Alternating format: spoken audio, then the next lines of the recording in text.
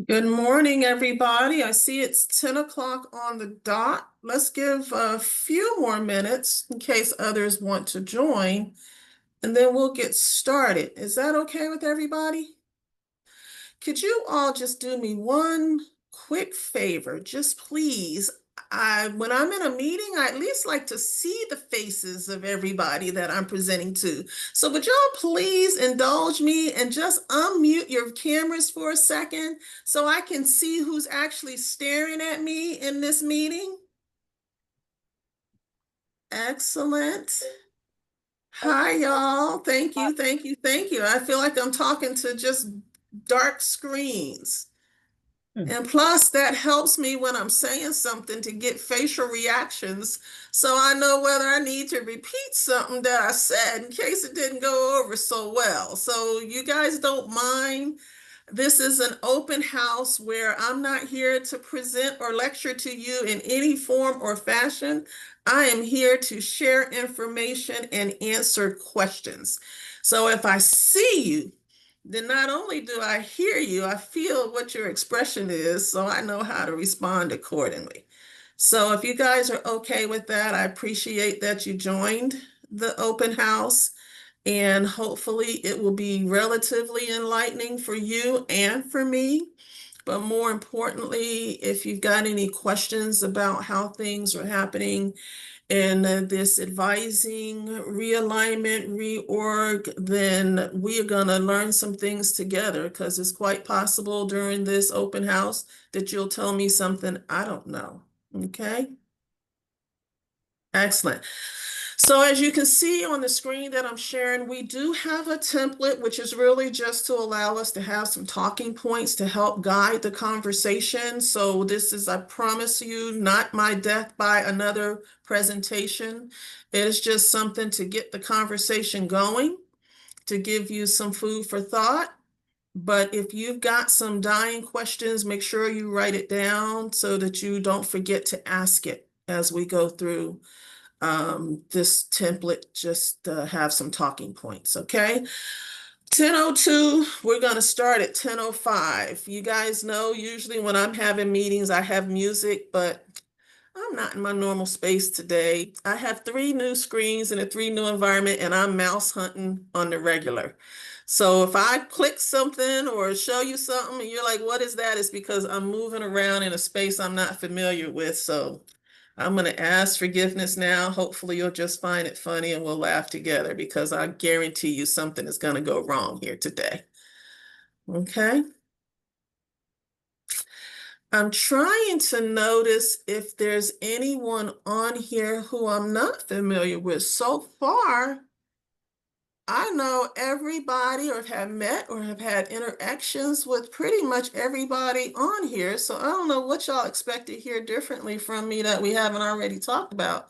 So I'm really here to answer your questions is what it looks like because I'm familiar with pretty much everybody here. That case, so let's get started. Since I'm familiar with you, you're familiar with me. Anybody on here that don't know each other? Um, so do me a favor while we wait for the next minute, 10:05.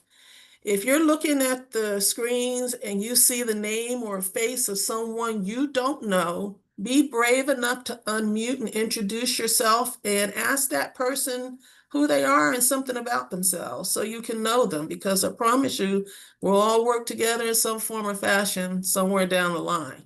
So who on here is realizing and meeting someone for the first time they haven't met before? Anybody? Everybody knows everybody here. That's what you're telling me? I can introduce myself, Kathy, because there's a lot of faces on here that I don't know or haven't met before. My name is Naisha. I am with Student Affairs Communication, and the advising area is within my portfolio. So I support you all with communications that go out to our students. Nice to meet you all. Thank you, Naisha. I appreciate you saying that because people do need to know where most of the information that goes out about anything and everything is coming from. But for specifically when we're doing advising communication, Naisha, Mitos, and Kelsey, and others are helping us formulate the message to make sure we get it out. Anybody else don't know somebody on here? Good morning. I'd like to introduce myself as well because I see there's quite a few folks on here that I don't know either. My name is Stephanie Vermillion, she, her, and I work with Naisha on the Student Affairs Communication team. I also work with Miros and Kelsey, as Kathy was saying earlier. I oversee the design and video teams. So we help create the visual components of the campaigns that we create for student affairs.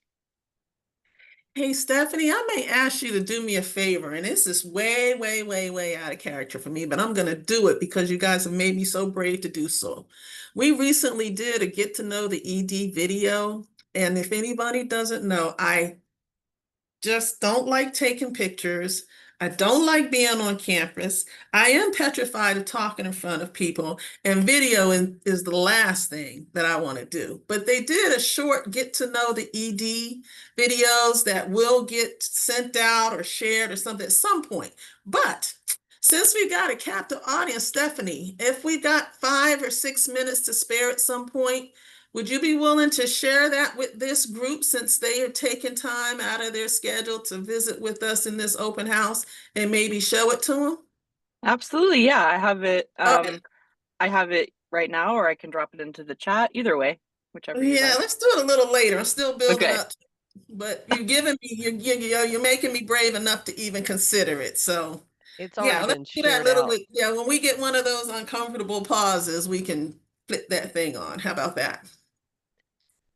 of Excellent. course, and also like just wanted to call out to they were emailed out Friday and then earlier Friday. this morning, but yeah, I'd still be happy to share for you if you'd like. Wonderful. Good. So I won't be letting out any big secrets. It's out there. Maybe you've seen it, maybe you haven't, but I'll use this platform for you to get to know me because that's what that video was supposed to do. You'll probably have more questions from that video than what anything I'm going to say today. So let's go Kathy, ahead and can get started. You guys ready? Kathy, can I introduce myself real quick? Yes, please. And the only reason I'm doing this is because Kathy very well knows I am a behind the scenes person and I'm very comfortable there. But because you'll get a lot of emails and she sometimes just references, get in touch with Susan. Majority of you I've met and worked with in various forums, some of them just in online Zoom and things like that. But because of all this restructuring we've got going on, and I'm going to have to get to know a lot of you a lot better than I may previously. Um, I just wanted to say, let me know if you need anything. We're all gonna I have a lot of changes going on. My to-do list is growing longer as we speak, and I'm going to have to do some pivoting and shifting myself, just like all of you have, or are, and will be. So again, I'm Susan Wynn. And I am Kathy's administrative assistant. And so I'm here to help you any way I can. Please let me know if you need anything. And I just look forward to working with the teams that we're going to continue to develop over time. So thank you, and y'all have a great day. Perfect. Thanks, Susan. All right, let's go ahead and get started then. So overview of what we're gonna, use as a template for discussion today is to talk about what the definition of advising is, what changes, what's gonna happen in our future state that's not the same as it is today. So we'll talk about, the problem statement. How do we get to this point? What was some of the impetus for our realignment and our restructure? And how we propose to move through that change, the functions of the area, what we expect the success criteria to be like, what our measures are. And, trust me, this is a conversation, but all of it is yet still to be determined. We'll be talking about, what our high level business processes are, some job roles. These are, that's if you all attended the roundtables, that's the hot topic of discussion, what levels of reorg will be for not just the advising area, but all of the student affairs areas and what the roles and positions will be. what our beliefs and mindsets and behaviors are expected to occur, and the timeline. And I'm certainly not going to talk about the timeline too much because we know it's ever evolving, right? The goal is yesterday, but we're hoping it'll be tomorrow. But it could very well be a few months from now, okay? So let's talk about the definition of the area. So what is our vision? And I put this in here because I really wanted us to think about where do we go from here. To embody a model of success-focused, holistic student support through seamless integration of technology, making data-informed practices and collaborative partnerships. We hope that advising will ensure that every student has a clear pathway, receives personalized guidance, and that the resources we have available at ACC are going to help students persist and complete and thrive beyond ACC based on whatever their goals and intentions are. But guess what, you guys? We have a big goal in this process that we hope to achieve, and is that we will rise above second to last among our House Bill 8 constituent institutions. Our focus is student-centric.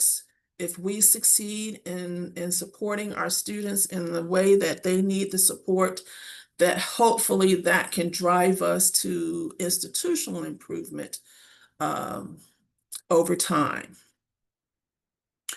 So in the definition of the area, what are we solving for? What were some of the reasons, guidelines and guidance for why is our area and other areas and student affairs restructuring at all?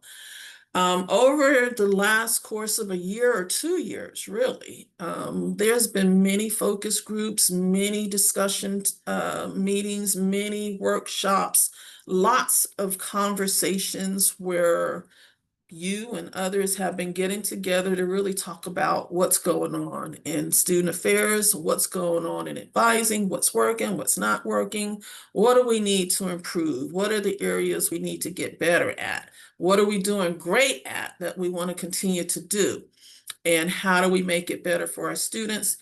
Equally important, how do we make it better for our staff and our teams? So one of the things was that we really need to have centralized hierarchy in advising.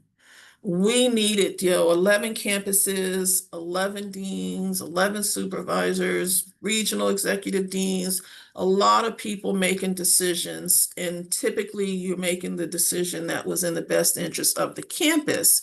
But how do we make more collective decisions that are better for us as a college, not just our campus?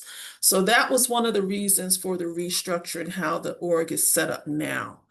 I've been at ACC, be 20 years in January. I started out as an advising supervisor at the Rio Grande campus. When Round Rock opened, which is where I am today, I became the advising supervisor here, and we built out the Round Rock team.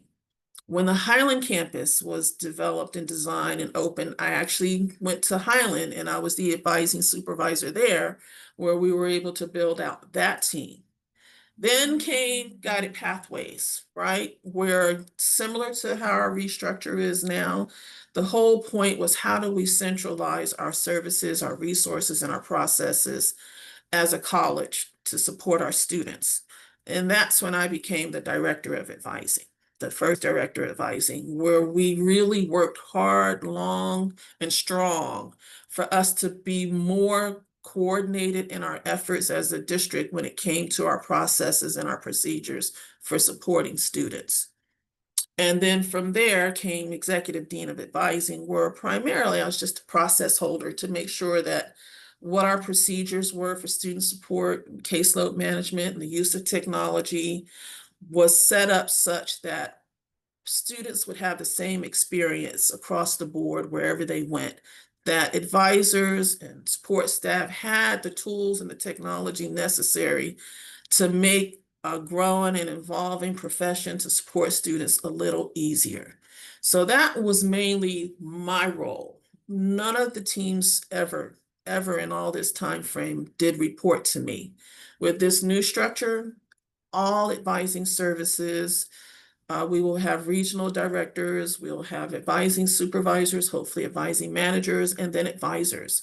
That is the full structure, and they'll all report to one centralized source, which is Kathy James, the executive dean.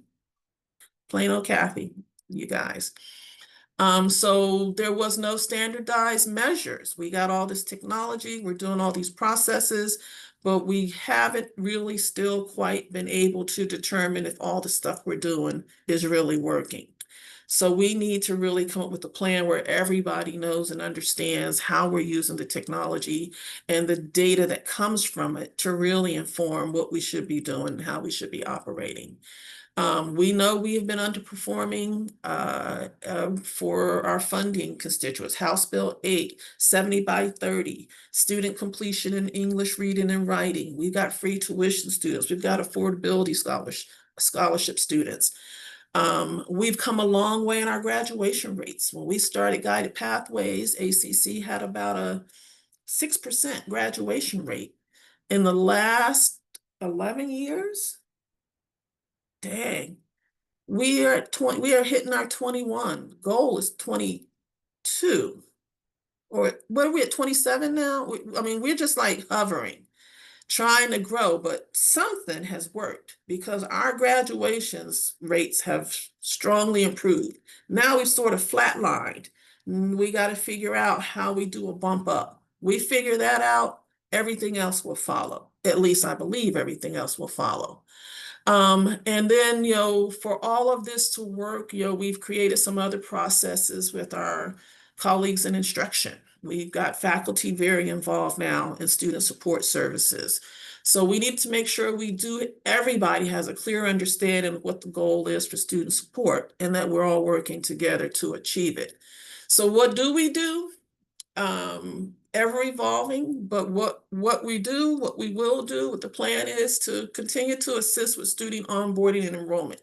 As students complete the application process, the next step is for them to actually get in classes, to choose the right programs, figure out what their goals are, and advisors help them get there. Help them create their plans, following up on their progress, doing some early intervention and make sure we don't lose anybody. We have techniques and training for coaching that we use to really try to work on our engagement with students. We're of course going to work with our colleagues that we've always worked with tutoring and career and transfer. All of our support services that are offered, we are going to make even more concerted efforts to work more collectively with each other to understand those students that we can identify that really, really need our help. And in every case possible that the data exists, we'll use it to help us improve the services that we have completed and what we need to do differently so that we can see whether this hard work is really amounting to progress and success. And so then that comes to the question of how do we measure it? We have had a whole lot of different technology over the years. We're down to at least 3 ones that we think work best. Ellucian is still here and operating and is always the go-to when things fall apart. So we still use Ellucian. We have introduced Inspire Civitas technology for our caseload management. So now a lot of the toggling between screens we did in Ellucian are visual in one site source in Civitas. We can use that to case manage our students, organize our students, communicate with our students. Inspire lets us email, text, everything. So we've got better means to connect with our students than we've had before. How do we use it wisely? How do we start focusing and determining exactly which students we're going to work with? You guys heard the news. We got how many more students this year that started this fall at ACC? And we still have the same amount of advisors we've always had to service all those students. So we got some thinking to do about how we're going to manage the uptick in the number of students that are here and still maintain a high quality of service, knowing what we're trying to achieve as a college with all these initiatives and things like that. So, I'm well aware of the challenge. We're not going to call it a struggle, but it's a challenge. And it's a challenge we're going to have to figure out how to best serve the students. One thing that we committed is that all students would be assigned to a point person that could help them navigate their college journey and experience. But when you have a caseload of anywhere from 100 to 600 students, the impossibility of actually seeing all of them is real. So we're going to have to be very creative and strategic about who we will focus on that are going to help us move the needle towards the initiatives and the goals we've had. And that's going to take some creative thinking from all of us. We all have an idea of the students that really need our support, but how do we get to it? You guys are aware the theory of change cohorts and groups have been out there really looking at a lot of processes and determining some things that need to occur for us as a college to improve. So we're waiting for those directives to know again how we're going to move forward. It's not going to do us any good to make a lot of decisions right now about where we're going to go in advising, particularly until we've really had a chance to sit down and dissect and understand and plan and prepare to implement what the recommendations are going to be from the Theory of Change Committee. We know the now, we know the normal, we know the evident and obvious everyday things that we need to do. We know what our college has requested and what our initiatives and our goals are. We know the Theory of Change have been researching and coming up with some plans to make efficient and effective processes to help us achieve those goals. And then advising department staff as a whole, we got to figure it out too, based on collecting all this information and then deciding how we are going to accomplish what it is we're going to be faced with, just based off on the staff and the personnel that we have right now. So we're always going to be persistence focused. We're going to figure out what the interventions need to be, what the processes need to be, what the data is telling us need to happen, and then we'll continue to strive to achieve that based on this personnel that we have now, right? So before I move, that was a lot that Kathy said just then. Does any of it rise any questions to the top of mind that you want to talk about now based on just this information alone? No, I know I ain't tell y'all everything. All right, hold your thought. And when we get to a question, just yell something loud because I'm not. Susan, could you do me a favor? Could you monitor the chat for me in case there's some questions popping up in the chat? Because I'm not looking at the chat. I'm looking at the presentation and Yes, ma'am. just moving through. Okay, thanks. So if anything comes up in the chat and everyone doesn't want to mute or yell, pop it in the chat. Susan will let me know and then I'll respond accordingly. Okay. So systems thinking, what are we gonna do different than we haven't done before? What is new under the sun, right? So here's our thoughts. And it's again, these are our thoughts just based off of the roundtables and the workshops and the information that we have so far, based on the things that you and others have said about what we are doing well, what we haven't been doing well, what we haven't done at all, where do we sort of go from here? And as you know, in the restructure, we've got some new departments coming on board. We have had orientation advisors that have been managing the lion's share of application processing, orientation and onboarding and advising students to try to get them from application to actually being a student. Now we're going to have the first year experience in orientation department that Dr. Roxanne Royalty is going to be standing up and building out. And she's still in that process. So we don't know what that's going to be. But once she's got it designed the way she wants it to be, we will certainly support that process and that program however we can. And some of those responsibilities will shift back over to advising where we, as students come in, we can also help them get to the next point from application to actual enrollment. So some of that process, wherever we can chip in, we can and we will.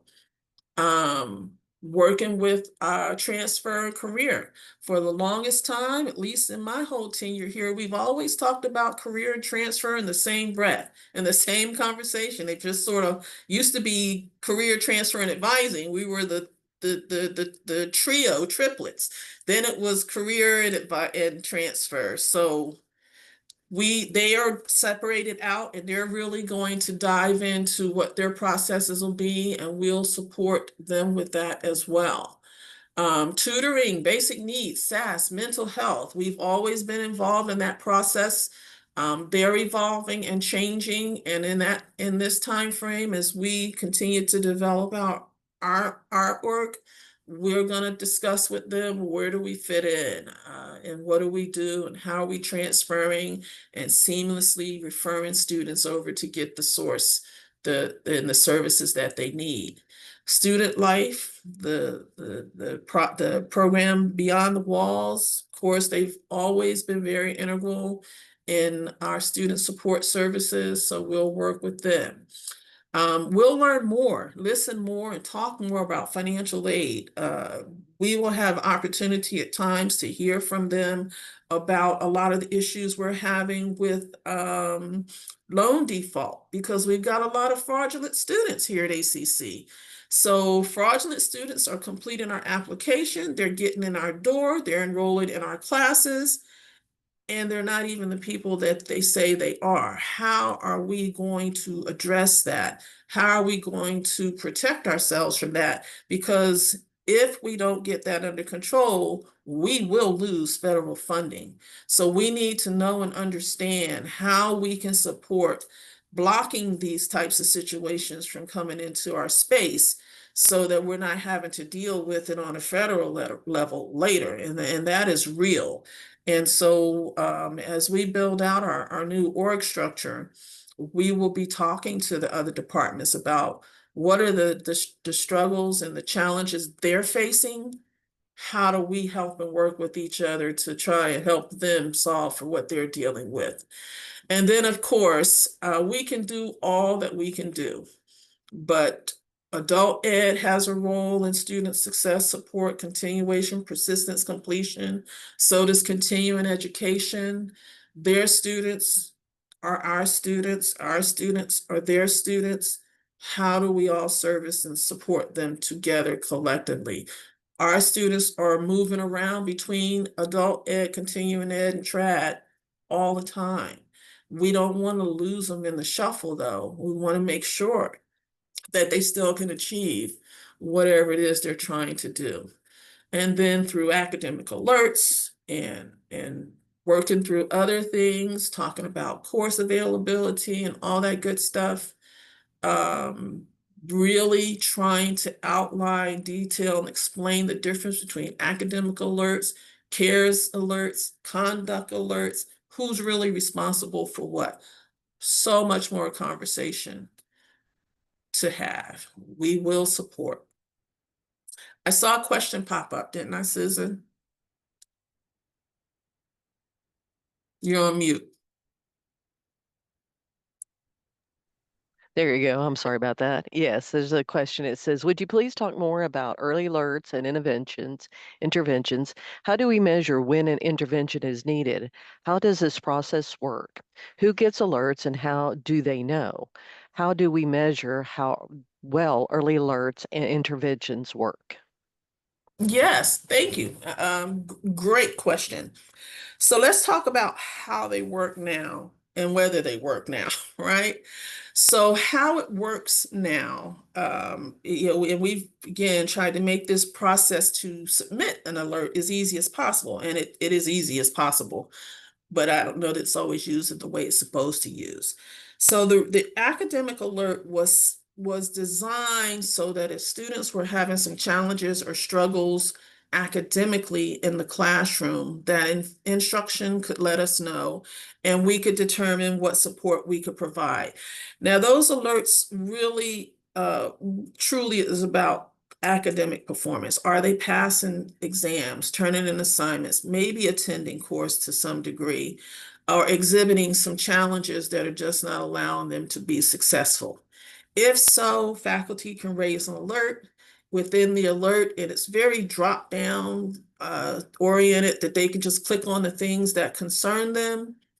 It goes to the assigned advisor if the student has an assigned advisor. If it doesn't, then others in our area will address it and try to get back to the faculty.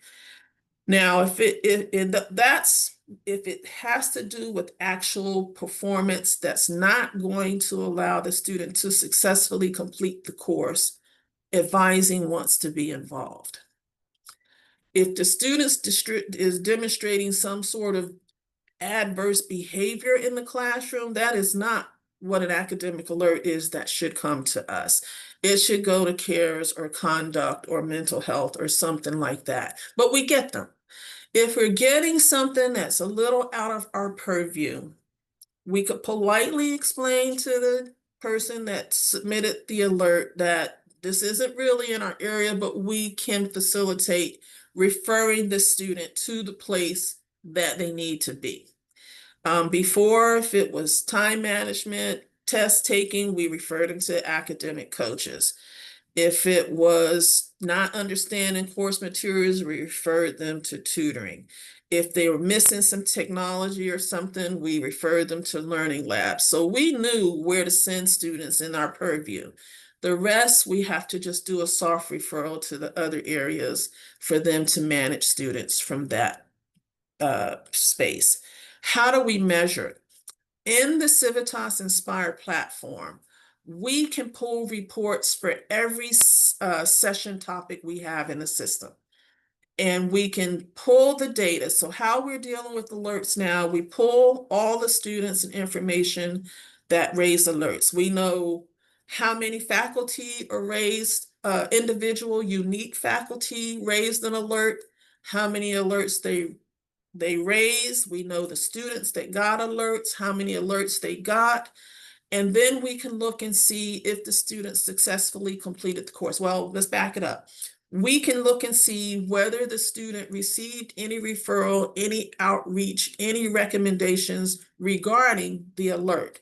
Or did the student just not respond? We sent out messages, say, hey, we understand you're having a little struggle, or we probably want to get you to so-and-so. Students don't respond, students don't respond.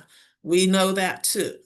But in the end, we look at how many alerts were raised, which students got alert, and then we look at the data to see, did they get dropped from the course? Did they withdraw from the course? Did they pass the course? Did they not pass the course?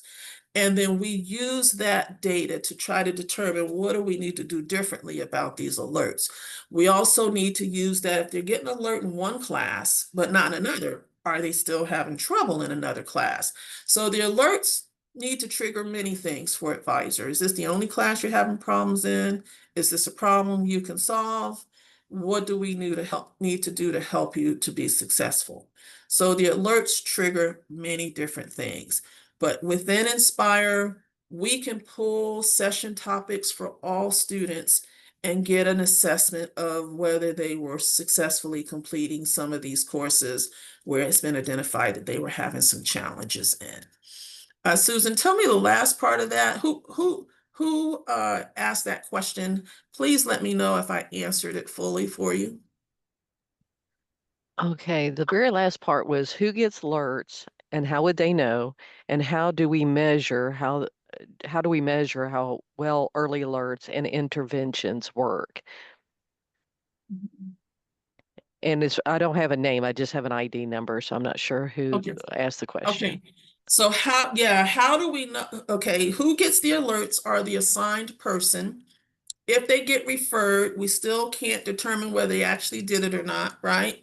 We've been talking about trying to get a centralized system that we can track where the student goes. Right now, we use academia in advising, and some of the other areas use it well. When students come in for services, we put in their ID number, we click the service in, and we can see where students are showing up.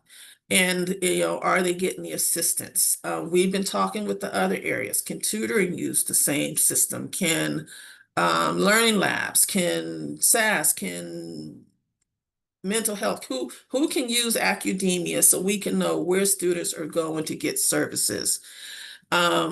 Causation, we can't determine if it's one area, combination of many areas, or no areas at all that are ultimately assisting the students to succeed. All we care is that the student is succeeding. Wherever the students go and show up and land for support, we give it to them. If in that process they improve, then collectively, holistically, jointly, we have been helpful to that student to get them through. All students don't come to advising, all students don't go to tutoring, all students don't use our services, and they're surviving and thriving and doing very well. It's identifying the ones that are not thriving and doing well, where we need to focus our attention. So can we collect all the data to say who was the person, the department, or the whatever that ultimately was the reason behind the success of the students? No, I don't think we can do that. It's takes a village. It's been a village, and the students are going to go maybe to their assigned person or to whoever they can get to. So we can't say for sure who exactly was the entity, the department, or the person that had the most impact and effect. And sometimes it's the instructor. If this get the students to the department, to the instructor to get the help, that can be just as successful there. So yes, we're looking at many ways to at least get the data, but whether we can determine the causation behind it, I don't know that we're going to get to that point. But if a student is unassigned, we can still see who served the student, because most notes when students see someone should live and inspire, so that we can at least have a sense that the student has engaged and been supported by someone. So I don't think I probably answered that question completely, because I probably don't have a complete answer. But that's the best information I can tell you right now about how we use Inspire and the technology. And we have Domo, we have all sorts of things that tell us about the students that are on our caseloads. Kathy, this is A Myra lot of it Bradley. comes down to individual students and interaction with the students to get a better idea. I heard someone talking. Sorry. This is Myra Bradley. I'm sorry I got my laptop jammed up and I can't get video right now, but I'm the one that Hi, asked the Myra. question. And I think you answered it pretty well. I need for the learning labs to be involved with those early interventions and all. We want to be. And right now it is a soft process. So on some campuses, it works very well, and on other campuses, not so well. And I would like to see us formalize that a little better so that we know too, we can be bugging those students too. Since we're on campus, we might have time to go stand outside their classroom and grab them by the collar and say, you're coming with us, you know, politely, of Old course. school, But Myra. You old school. gotta do what you gotta do. Now, I So think Myra, Kathy did do very me a well. favor, Myra. Yes, You're ma'am. making a great comment, and you're on the same page with me. We will do better by our students when we do better by ourselves in the way of communicating. Would you send me a message or a chat? Because your point about everybody knowing what's going on is going to be definitely one of the first things I think is going to make a difference in how we are moving forward. So just because when I get off of this and I go to the next 4 meetings, I might not completely remember to contact and get back to you, but if this is something that you're interested in, can we work together now? Right now, we don't have any of the rest of the org chart for advising built out. We will soon, and when they are, those will be the people that are going to be the decision makers for our area. But I want you to continue to remind us that we should meet on a regular basis and talk about students we have concerns about, and what should we do jointly to try and support them. Is that I'll sound be one of plan? those that has to apply for my position too, so it may not be me. If it's not, I'll Mhm. pass that on to whoever it is. Because Okay. I think the labs need to be part of that. We're Mhm. we're pretty good sometimes with the persistence part. And Mhm. so, yeah, absolutely. I'll send you an email or something. Sure. Thank you for your. Excellent. I appreciate it. We, Any other? we had a couple more questions. See, Jordan said, what are some reasons why a student would not have an assigned advisor? Mhm. Yeah, And the main reason is they're new and they just haven't gotten one yet. But at the point of entry, right now, OIRA is the department that does all of the caseload assignments with students. So sometimes, Jordan, give you example, dual credit students. When dual credit or early college, high school, or high school program students, let's call it collectively, are still in those high school programs, they have high school program advisors or coordinators case managing them. At the point of graduation, the switch gets flipped and they get changed to trad. When they get changed to trad, they're in a gray area. They still may have the high school programs person assigned to them. Then they get flipped to trad and automatically they sort of get unassigned. Then we don't know if those students are really coming to ACC or not until they actually show up to ACC. So some dual credit students might get hung out there with unassigned because they're no longer with the high school programs advisor. No one knows they're here yet, so they're sort of in a stuck area. So transient transfer students that are going to other colleges and just coming to ACC to take a class here and there may not get assigned right away. And others, it's could just be trying to figure out who to put them with because the caseloads are getting so large. And we try to be as equitable as we can with the caseloads so that no one academic guidance specialist is more overburdened than another. So sometimes that happens, and it just depends on what time the student comes in the door, when they will be assigned or not. So there are multiple reasons. Those are the ones that are top of my mind why they are not. But if students are in our programs and enrolled actually in classes and they're unassigned, we just need to become aware of who they are and then get them assigned. And the best way we know now is to assign them to the person that saw them. But those are still decisions to be made about how we really are going to continue to do assignments to students. But whether they're assigned or unassigned, wherever they land, they just need to get the support that they need. And if that person that supported them are willing to take them on their caseload, then there's a form that can be filled out and that student can become assigned to that person in a flip of a switch. Did I answer your question, Jordan?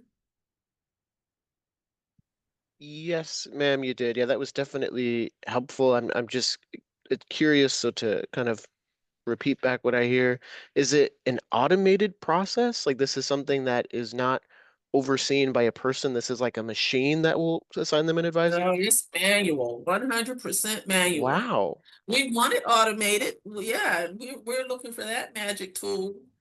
But right now, because like I said, students are coming into different programs. They think they're going to be at this campus, but they're going to be at that campus. We are limited on the number of advisors and success coaches and people that we have. So it is a very, very manual process right now.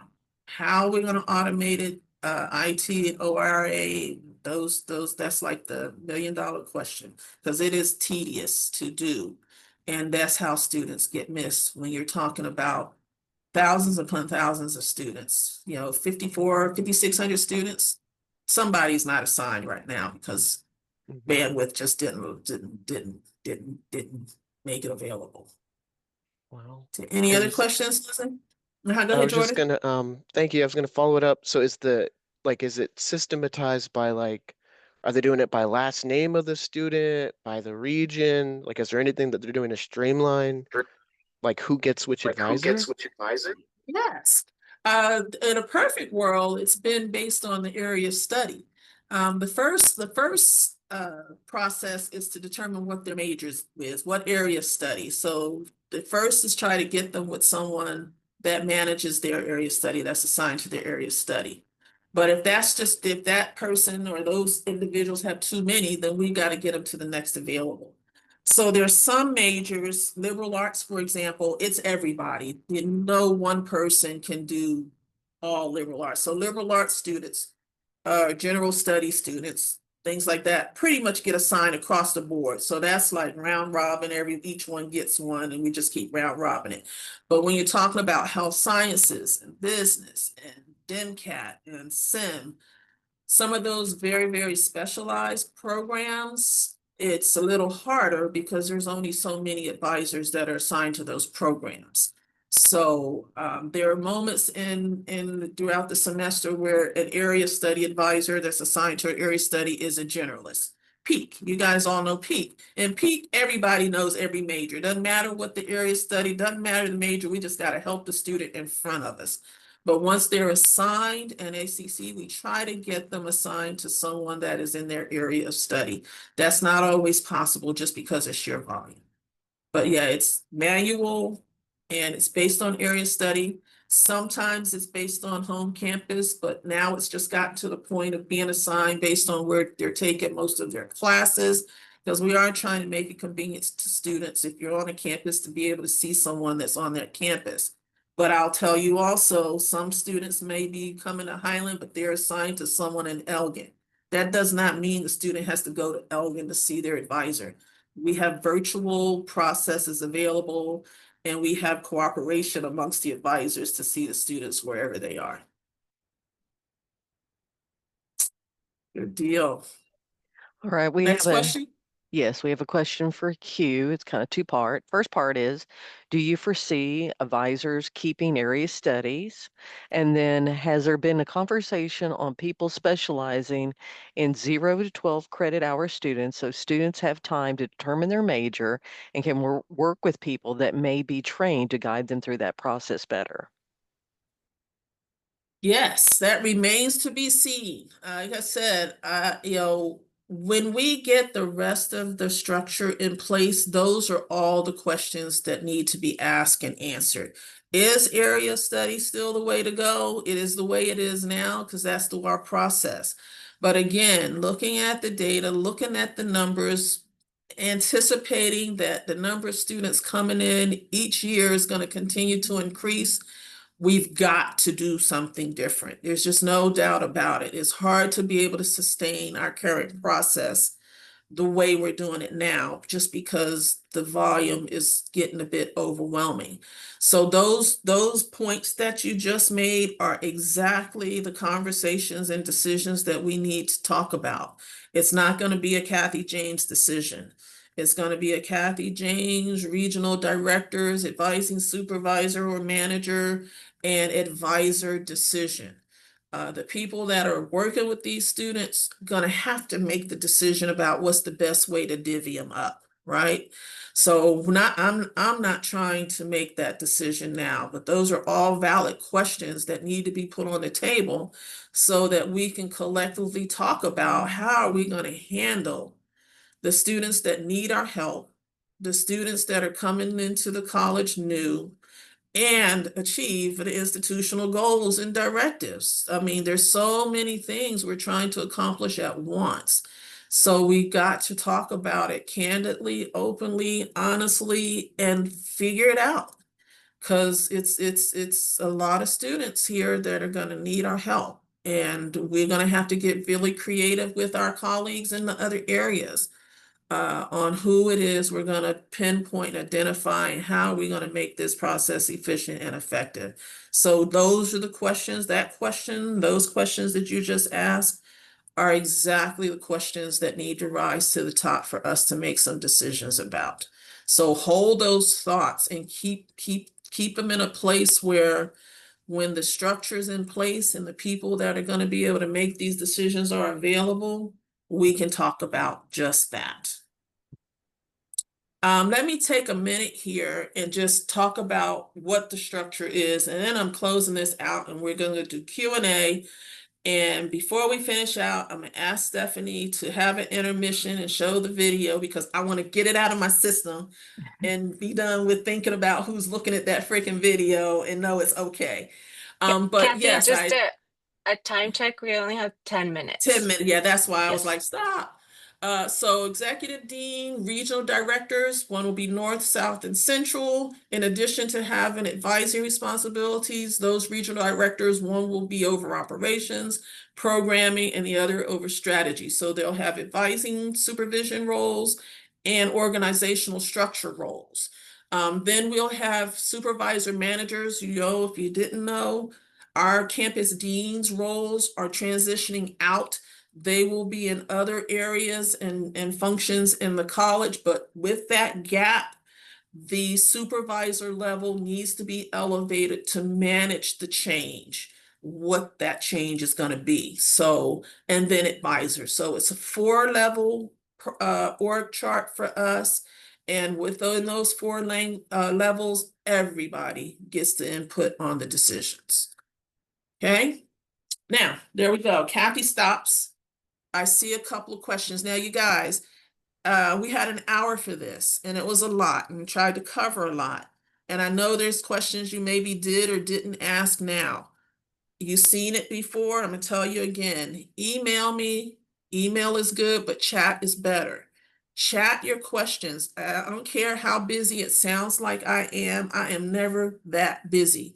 If you chat me some questions, comments, or concerns, I will make the time to talk to you about whatever it is that you want to talk about. A lot of the things about the org and the hiring were all discussed at the roundtables. So I'm not going to get into those now because we need a whole nother hour to talk about that. But just know everything is in progress. We're trying to move as fast as we can. A lot of this now, as far as hiring, is in the hands of HR and SWIM and Guidehouse. And I'm just in a holding pattern, trying to get prepared for when the change really does occur. So I'm going to pause here. I'm going to ask Stephanie, please IM me, chat me, email me, and we can keep this conversation going. And make sure that you feel comfortable with the questions that you have and the direction that we're going and how we're going to get there. Okay. Stephanie, I'm going to stop sharing. I'm going to go off camera. No, I'm not. I'm going to be brave and I'm going to watch it myself. And I'm going to share this with you because it does give you a little insight into who Kathy James is.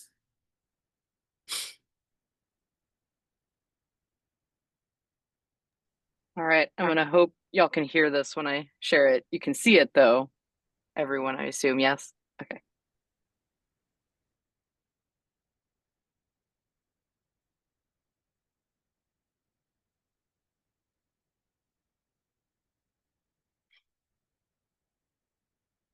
Oh, we're not hearing it. Stephanie, you're going to have to do share sound. I think there's a button at the bottom where you have to share the tab and the sound. Let's try And this if not- again. Mhm. Okay, hold on just a second.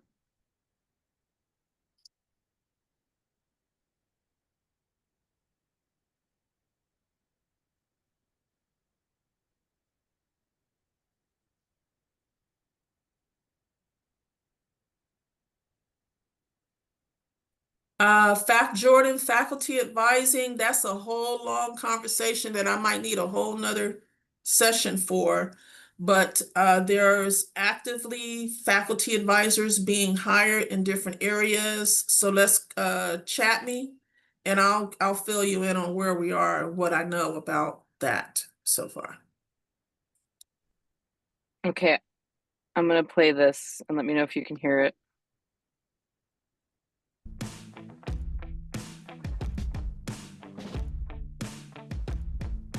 People may know me from everywhere because I've been around a while. I started as an advising supervisor at Rio Grande in 2006. Then I went to Round Rock campus when it was opened in 2010. Then I became the supervisor at HLC when it opened in 2014. When Guided Pathways came along in 2016, I was the inaugural director of advising. Years later, here I am sitting in front of you as the executive dean of advising, twice.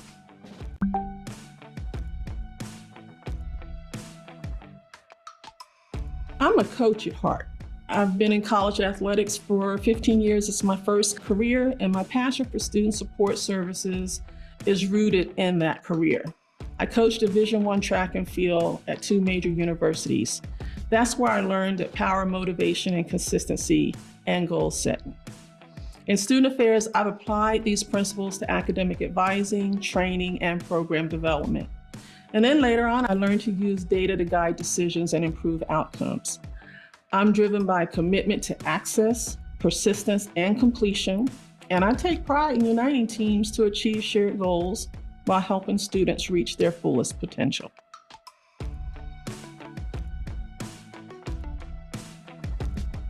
Never have 5 words ever described a person so well. My Clifton strengths will help me succeed as Executive Dean of Advising by fostering strong, trust-based relationships and my strength as a relator, and ensuring accountability and fulfilling commitments as my responsibility role.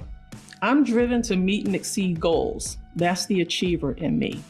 I'm skilled at organizing people and resources for maximum efficiency. Yes, I am an arranger. And I'm dedicated to recognizing and cultivating the potential in others, a developer. Together, these strengths position me to lead with integrity, strategy, and focus on both the team and student success.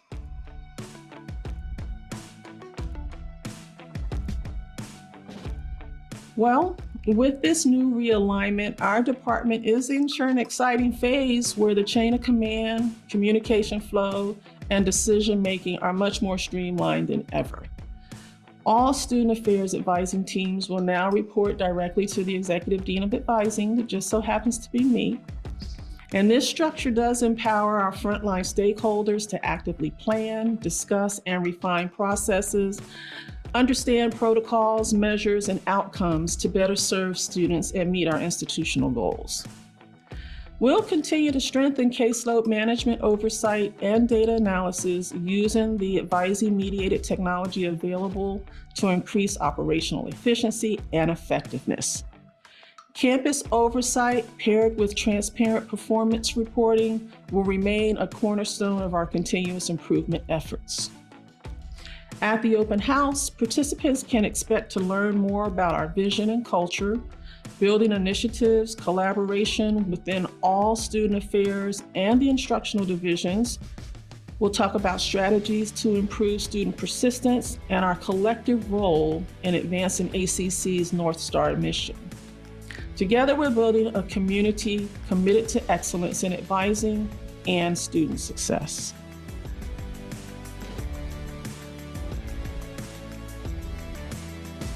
Anyone that knows me knows that dancing is my thing. I do a lot of partner dancing, such as swing out, line dancing, of course. If anybody wanted to know this term, where them fans at, come ask me. But I do a lot of solo dancing as well.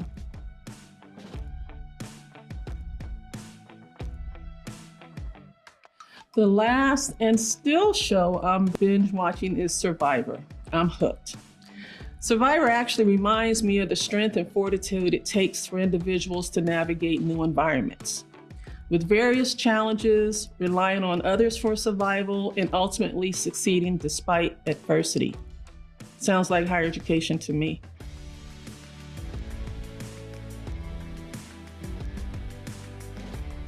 The quote that I constantly repeat is really my mantra and is typically tacked on to the end of most comments after a long, intense meeting is that it will all work out in the end.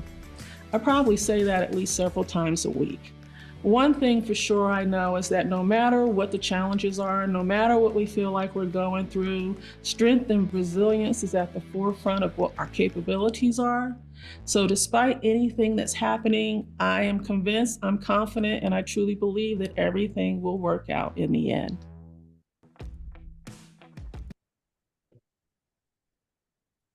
Thank you guys for hanging around and watching that. That's me. That really is me. I was petrified and terrified when I was asked to, we all were told to have to do that video. And now that it's complete and I stop and I look at it, it is honestly me in a nutshell. So I'm looking forward to future meetings and conversations with you. This is the first of many. Chat me, email me, call me. Uh, let's let this conversation continue until we think we are at the place we want to be to achieve the goals that are in front of us. Is that fair enough? Don't have all the answers now. Time will tell. You will probably be the ones helping make these decisions. So keep an open mind, keep faith, trust, hope. We're gonna figure it out. And guess what, you guys? It's all gonna work out in the end. It's gonna be okay. Let me let you go. It is 11:01. I appreciate that you came. Thanks.